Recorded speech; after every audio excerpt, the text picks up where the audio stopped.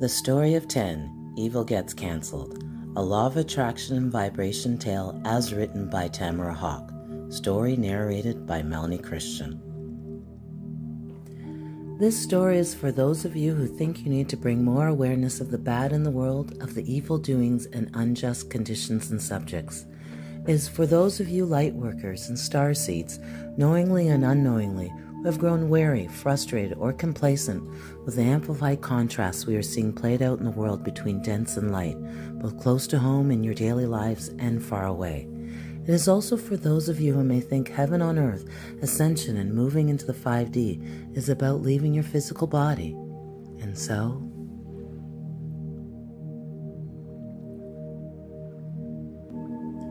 there is a room with 10 people in it. There is one person that works and plays and creates with the light.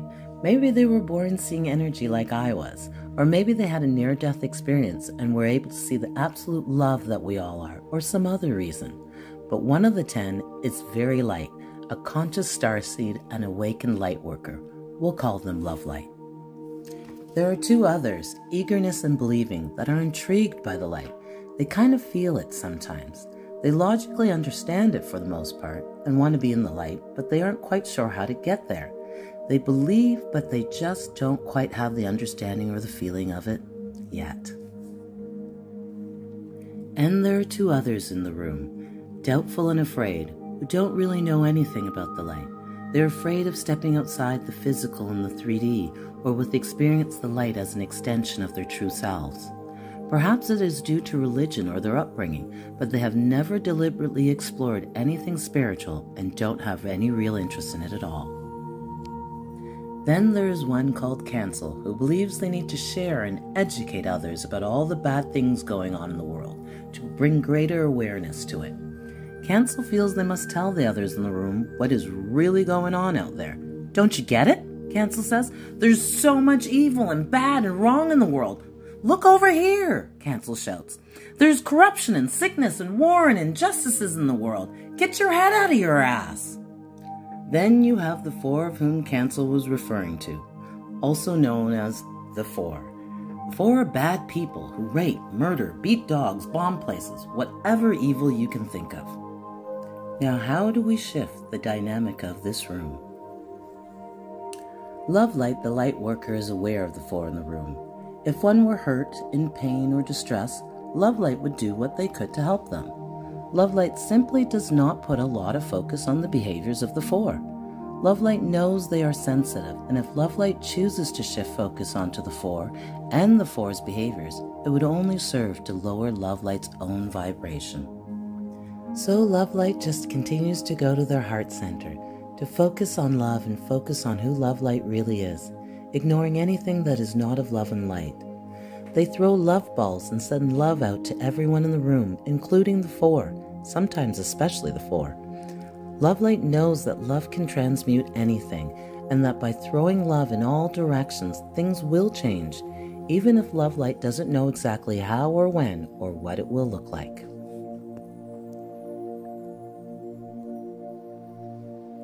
Love Light, who really gets being in a 5D state of consciousness, intentionally working and playing and creating with light energy, starts engaging with and talking to eagerness and believing, the 2 who are intrigued by the light and wanting to learn more.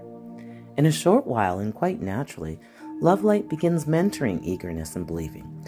They teach and coach eagerness and believing on love and intention, on energy and connecting to their own source and higher self. Love Light models through their own example, and the other 2 start to know and understand the nature and feeling and vibrational frequency of the light. No near-death experience required. Eagerness and believing begin to experience things they had never felt or experienced before. They understand, remember, and begin to be in oneness with the light and love. They begin to feel into the core of who they really are, and now there are 3 light workers in the room. Those 3 live their wonderful lives experiencing all the emotions and feelings and things that can be part of a human journey. They are happy and full of love. They spread this love just by being who they are. They do not need to preach. They just keep holding their loving space and projecting love energy into the rest of the room. Doubtful and afraid, the 2 have been fearful, unaware, or disinterested, start to become intrigued. Why are these three so darn happy and loving no matter what? They seem to be completely unaffected by anything outside of themselves, and their happiness seems to come from within somehow. I wonder what is going on with them, they ask of themselves and each other. Doubtful and afraid begin to step a little, or a lot, outside of their comfort zones. They read some higher consciousness books, try meditating, listening to law of attraction videos, and practicing gratitude and connecting to their source, and have some experiences that are, well, different. The two like how this feels. It feels better. It feels good. Doubtful and afraid now intellectually understand what the three workers are about and desire that for themselves. So the two take the next logical step in their ascension, or positive change growth process, and picks one of the light workers to teach them. Over time, there are 5 people in the room that are love and light, holding the love and light and spreading the love and light. But the room is still half filled with people who have dense energy, the 4, and one person who thinks they need to call them out, cancel. So who comes next in this process of transformation? The 1, cancel, or the 4? How about one of the 4? The 5 light workers pool their collective focus and direct all their attention on one of the 4 evil people. If there are now 5 light workers spreading love and light directly at that one person with the help of Source, then that one person will transform. The light workers pray together, energy work on steroids, and channel healing and clearing energy to one of the 4.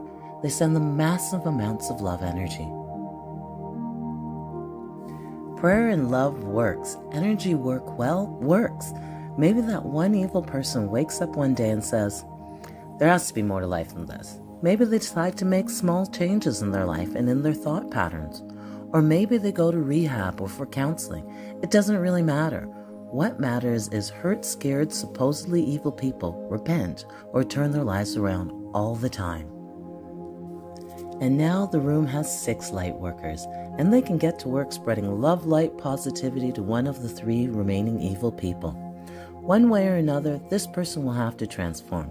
They're getting infused with so much love and light they can no longer be the bad person they were before and continue to stay in the room. Their evil doings cannot take form and anchor in this constant and new light energy. Maybe they do what the first of the 4 did and reforms, or maybe they die and go back to the light. It doesn't matter how it occurs, just that the transformation will occur. It doesn't even matter if this person dies and their body is gone and their soul leaves the planet.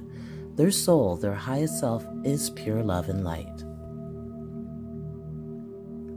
Next, the light workers and way showers infuse and channel light into the remaining 2 of the 4. Cancel no longer has a job. The whole room is filled with love and light now.